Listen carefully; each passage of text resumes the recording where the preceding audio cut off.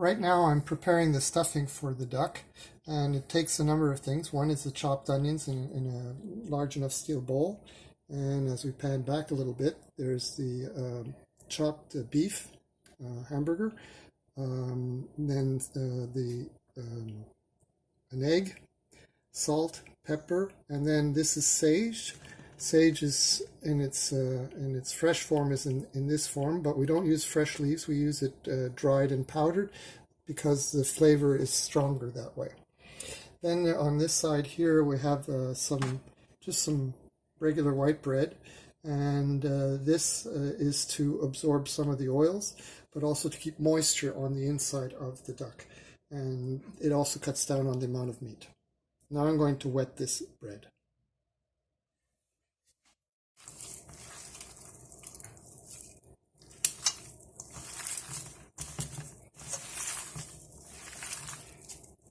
This is my favorite part of the operation, but very important, because the sage on the inside and the moisture on the inside gives a particular flavor to the duck.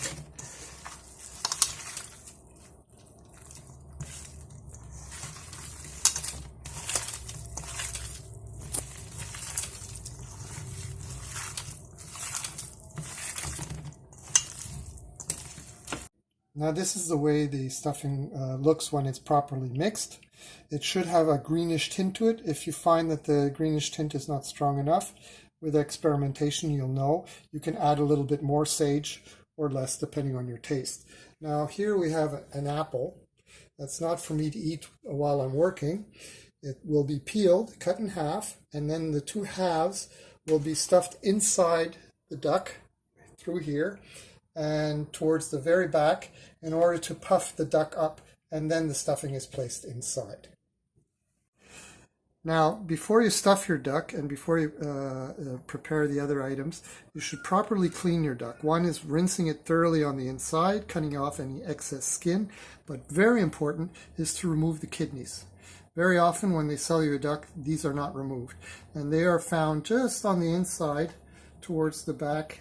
You'll see it looks like regular flesh, but it's not. It's the organ, and these have to be removed because if not, it'll make your duck taste very, very bitter. So this is where it's found, and they are sometimes a little bit tricky to remove. So you'll need a properly sharp knife, and the idea is also not to cut yourself. Now you have the duck properly prepared. The duck has been properly cleaned. And now it's time to prepare the duck further for its stuffing. So in order to do this, you need to have some free granular salt. You then place on your hands towards the tip of the fingers, and then you put your hand inside and you properly rub throughout the inside. Now, you will keep rubbing on the inside until you feel that there's like a sandy grit everywhere. And once you have like a sandy grit throughout your duck on the inside, it's properly salted. Just a little bit more. You'll note that it can sometimes take quite a bit of salt. But that's okay, because this is what's going to keep your duck salted. Now you do the same thing on the outside.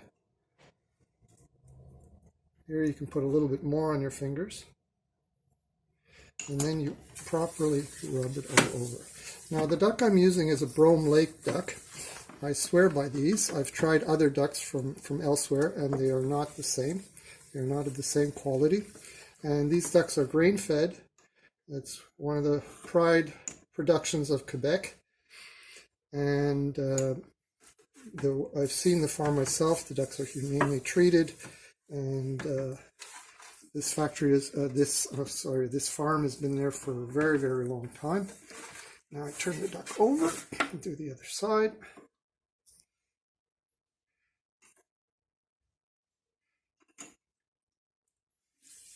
And make sure that it's all spread over the wings. Now it's important that it's properly spread. If you feel too much on one area, then you do it again until the salt feels like a sandy grit all over the bird. Okay, now once you have done that, you turn it back over, and it's and it's back. And now you begin the stuffing. Now, I take 1/2 of the apple. Normally it's a good idea to take a tart apple. And the importance of the apple is not only to ensure that the front of the neck is blocked off, but it also will puff the duck right up, as you can see I'm doing now. Okay, now you notice it's suddenly gone up a lot. You put in both pieces. Now the other part of the reason you put in an apple is because it is something that doesn't interfere with the taste of the duck or the stuffing and provides another source of moisture within the bird. So now I'm going to put the stuffing inside. And this is, you can do this with a spoon, or you can do it the way I'm doing it, just by hand. You just gently place it inside. And what I do is then with my knuckles, I push it towards the back a little bit. You notice how the duck is nicely puffed up. That's what you want. It'll make everything easier in terms of putting in the stuffing. Now, the amount of ground meat in there is basically 1 pound, to which I added 2 medium-sized onions, which are finely chopped, and the other ingredients that you saw. So with that amount, and also 3 slices of white bread, with this amount, you'll see that it just happens to fill the duck to the right point. Because you want to have it basically to the opening of the duck. And then the next stage is to sew it up. And you'll see that in a second. Okay, now we're going to sew up the bird. You will notice that on the side of the bird, there's still a little bit of the roots of feathers. You can pluck a little of them right now, just like you just take a pair of eyebrow tweezers and you pull it out, and there's a piece of the root of the feather. Now, they are edible, it's just that it's more pleasant when you don't have them. And you try to remove as many of them as you can. Sometimes with the duck, at this stage, it's a little bit more difficult to remove them, and you don't want to break the skin. So if they are too difficult to remove at this stage, don't worry, just leave them. And then at a later point, there's another stage where you do the final cleaning to make sure that everything is gone, and you'll see that later. Okay, now, in order to sew up this bird, you will use a rather strong sewing thread, just like the ones you would use on a sewing machine, and you pull out a good length.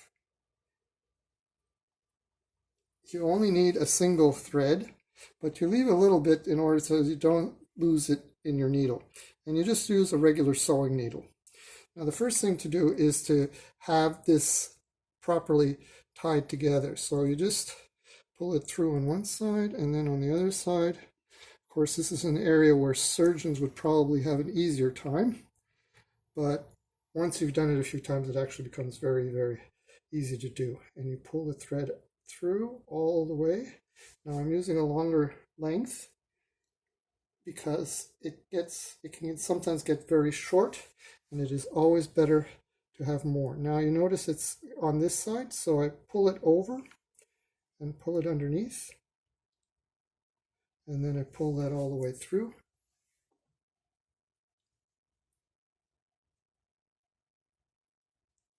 And here is the part where it gets a little bit tricky. You try to make yourself a proper knot. And the way to do that is once you've pulled it together tightly like this, you put your needle right back through again before it separates. It can sometimes get stuck a little bit, but that's okay.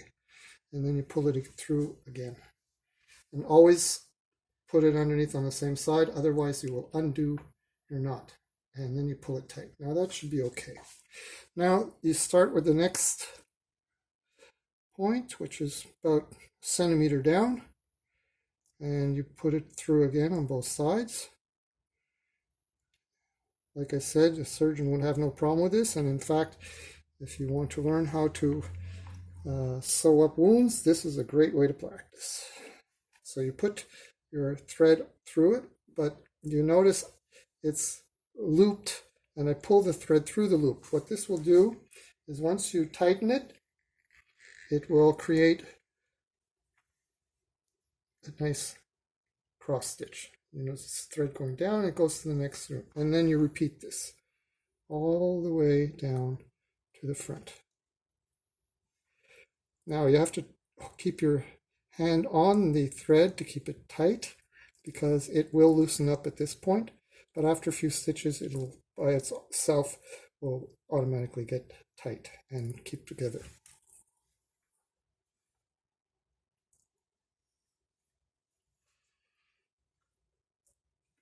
Okay. Now, of course, I forgot to put it through on this one, but that's okay. The way you do it is if you've forgotten, you just go back to where the stitch is on the other side, put it underneath, and then just pull it right back through. There you go. And you've just put it back, the cross stitch. Okay. Now, if the skin is a little bit uneven because of the way it's been cut, you just compensate by going in a little bit further. If you're not in far enough, like this is, you just go underneath, go further in. Because you need properly strong skin in order to help it keep together.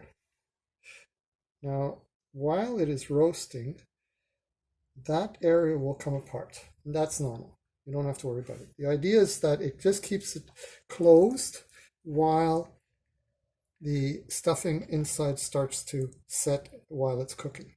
Now, if you notice, as I'm doing this, some of the stuffing starts to come out again. You just use your fingers and then gently just push it back in. And what you do is you just push it underneath. Okay, so now you continue on.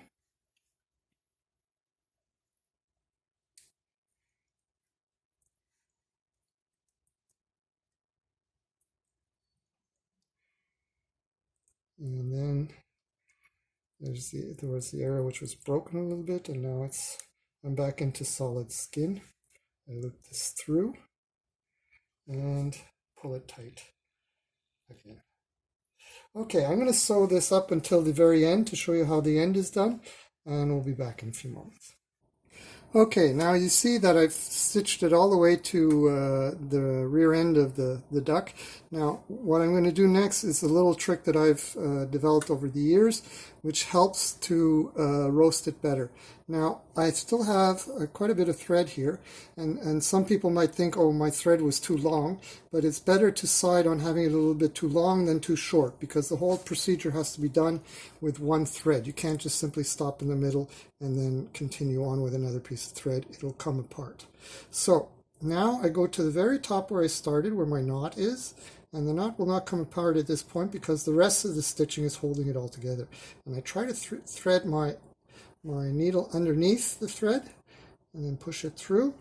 And the reason for this is, you'll see that in a second, is I will then pull on it, and you'll notice how the rear end is pulled up.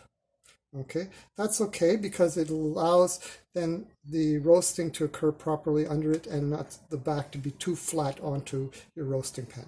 Now, you have to hold this tight while you're doing this, and now you have to make a knot. And the way you do that is now you go back to the front,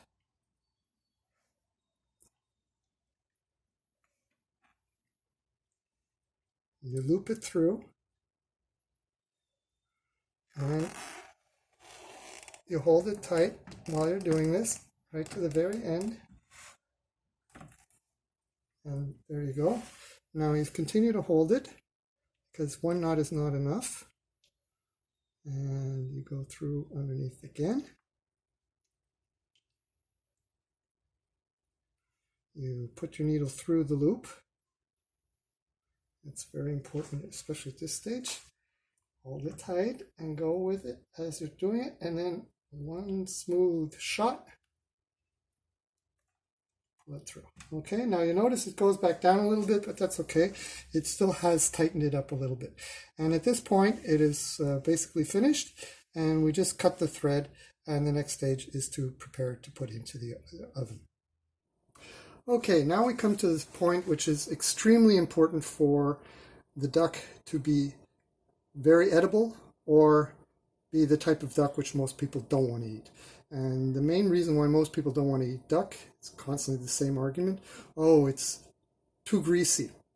Well, what I'm going to show you now is a very important stage in roasting the duck that is going to resolve that problem and make your duck not greasy at all and extremely tasty. So you notice there's a little roll of aluminum paper in the back.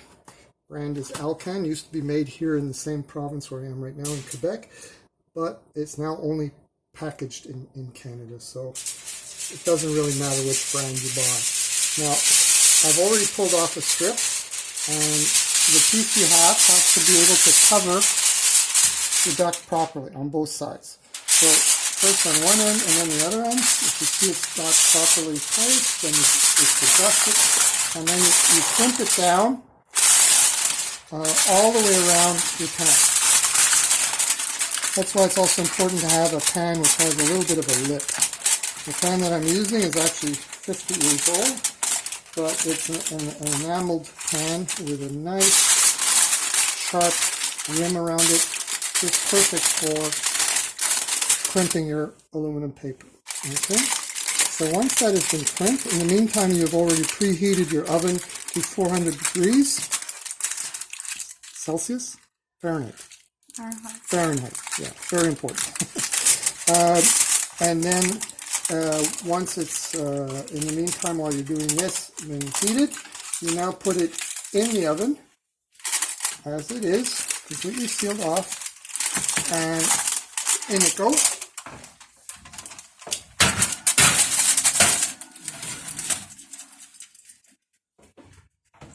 And now you leave it in there for 15 minutes at 400 degrees. And at 15 minutes, you will then put it at 350 degrees, so 50 degrees less. And you will let it stay in there with the aluminum foil for at least an hour. It'll have two effects. It'll basically allow your duck to cook in its own juices so that the meat becomes extremely tender. And it also will allow all the fat that's underneath the skin to sweat out so that at the end when you baste it, you have a nice crispy skin and you don't have a greasy duck. So we'll be back with the next stage. Okay, I've just taken the duck out of the oven. There was a bit of a sizzling noise. These are the juices from the duck because I put it in dry. Now you have to gently remove the aluminum foil from the sides. Always pull it downwards because if you pull it up, the steam from inside will come and you can very easily burn yourself. So this is a little bit of a delicate maneuver. Just keep pulling on it until you've loosened it so that you can just take it right off. This aluminum foil, don't throw it away because you can wrap your leftover duck in this.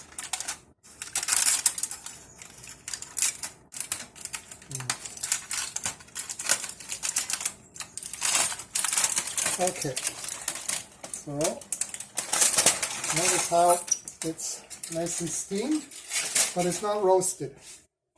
Now you've seen that the thread has pulled itself open, that's fine, and all of the duck is now properly cooked through, but it's not roasted. The next step is the roasting.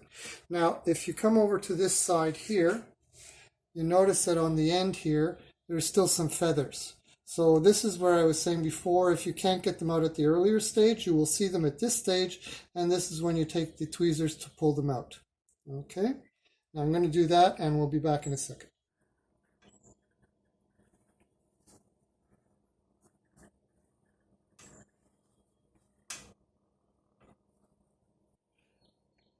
Okay, now this is also a very, very important step after we've removed the aluminum to make sure that you don't have a greasy duck. Now, whatever you do, you just have to have something to hold the duck because it's heavy. Now, what I'm doing right now is I'm pouring off everything that's inside. All the juices, all the fat, everything is poured off. See that?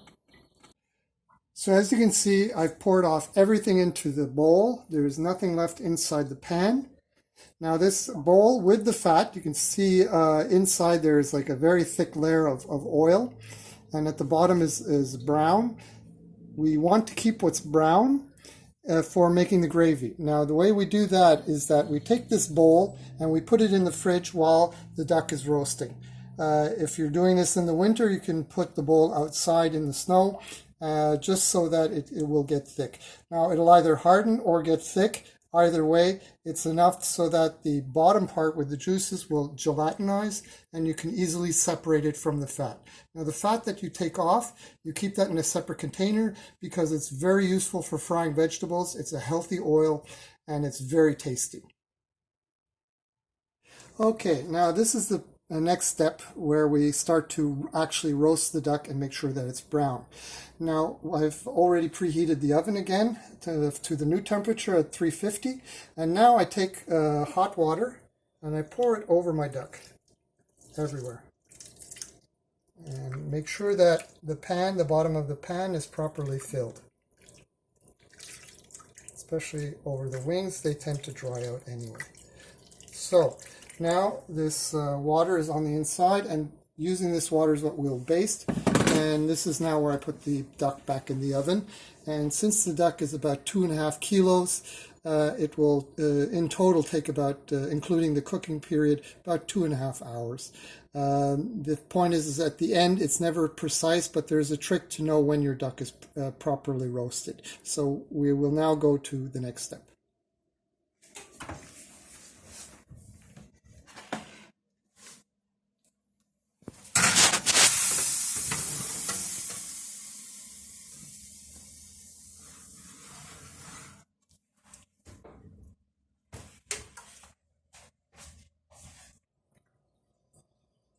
Okay, intermittently you have to open up your oven carefully because there's steam coming out. And I've taken a German soup spoon, which is a little bit larger than a normal soup spoon, and you then will pour the juices that are from the side. Hear that sizzling? That's a good sign. You pour this over the top. And you keep doing that intermittently until the duck is nice and brown. And then, like I said, there's a trick to know that your duck is completely done. And then you close it back up and let it roast.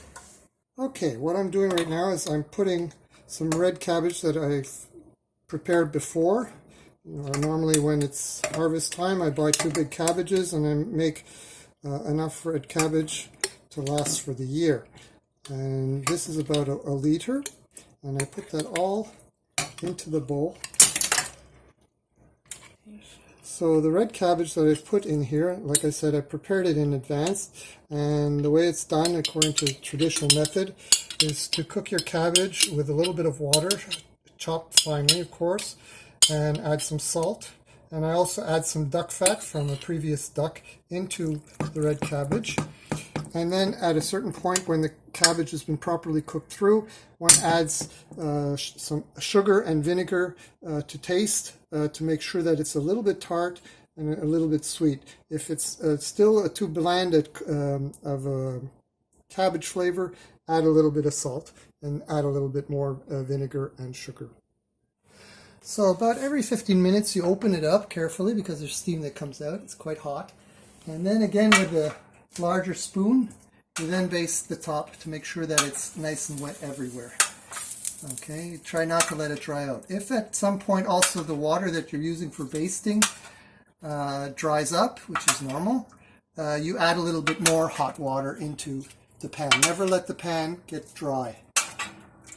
Okay, so make sure it's properly basted everywhere, and also put a little bit onto the stuffing so that goes inside. Now, as you can see, it's been basting and it's now very, very nice, crispy brown.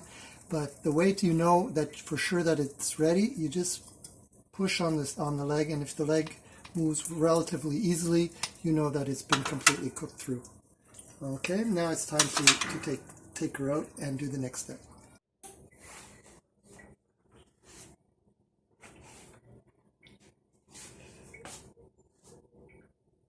So the next step now is to remove the duck from the pan and to make the gravy.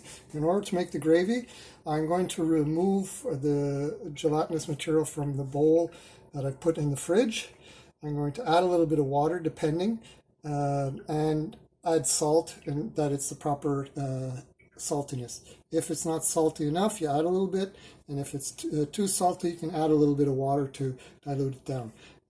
Important is that the gravy is not too salty.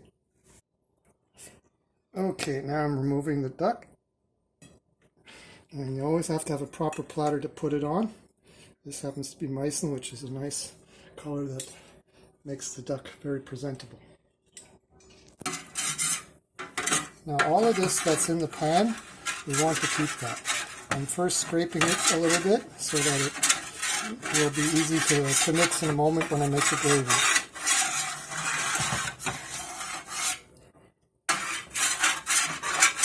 You can see that because of the color, the gravy will have a nice brown color to it once it's made. And any things like pieces of skin or flesh from the duck that's in there, you can leave that in, it just adds flavor.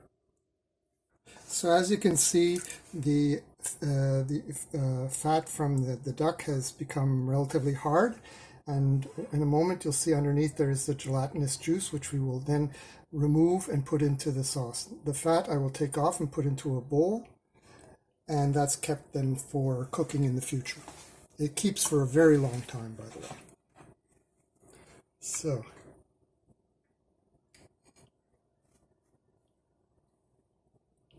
one has to be very careful not to damage the gelatinous material underneath.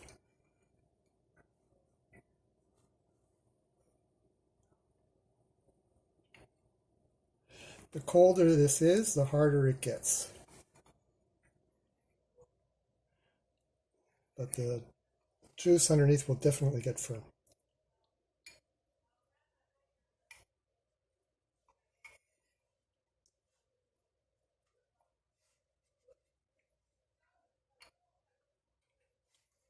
Okay, and there you see, this is the gelatinous material, free of oil, so that your duck will not be fat. And this is the fat that came off, which is, as you can see, not insubstantial.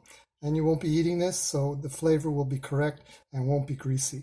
Now I'm going to take this out, and I'm going to put it into my container for, you see how gelatinous it is? I put that now in here, and I will heat this up and then make the gravy. So the first step is to melt the gelatinous material. It seems like a hard piece of jello, which is sort of the texture it has, but it will slowly melt as it warms up. And I have it on underneath on high heat so that all of this will come to a boil. To actually thicken the gravy, I have used 1 cup of water, to which I've added 3 heaping tablespoons of flour, and then properly mixed it and put it right away on the side, ready to go as soon as that I feel that the gravy has the right taste and the right color. And we'll be right back.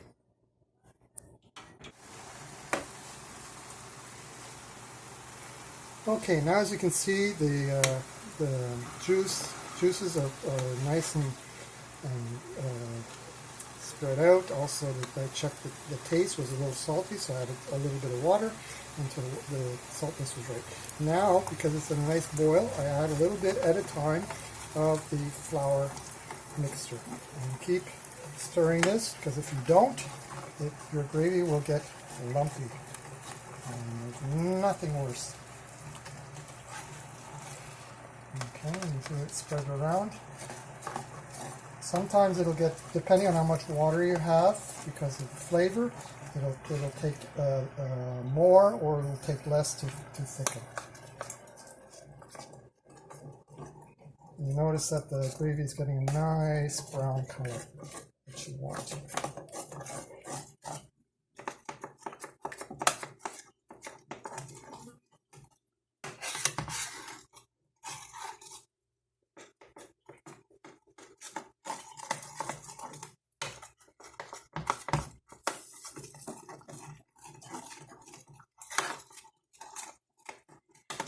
And as I'm doing this, it's slowly getting thicker. You feel the consistency getting more and more than you want.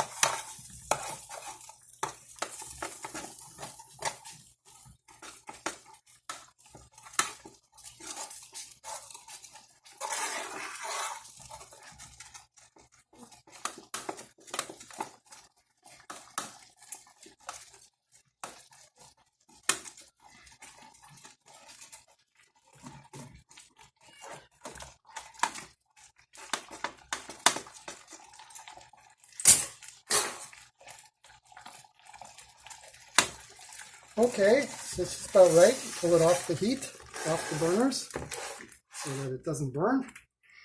And of course turn off the burners because you will burn.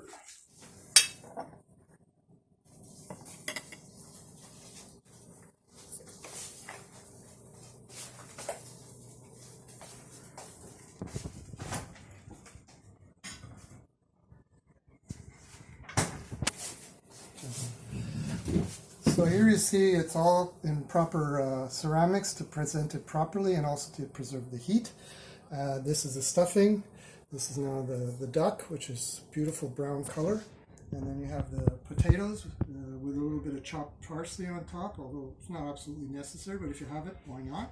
And then in the colander, there is the red cabbage, which is nice and hot and ready to eat. And it's a little bit tart, which adds to balancing out the flavors. And of course, to this, you always have to have a proper wine. And for this, I tend to take a German late harvest wine. And that's the wine that goes the best with this. And we're ready to eat. So everything has been served on the plate in the right order. The duck, the stuffing, red cabbage, potatoes. And now I'm going to put the gravy over the top.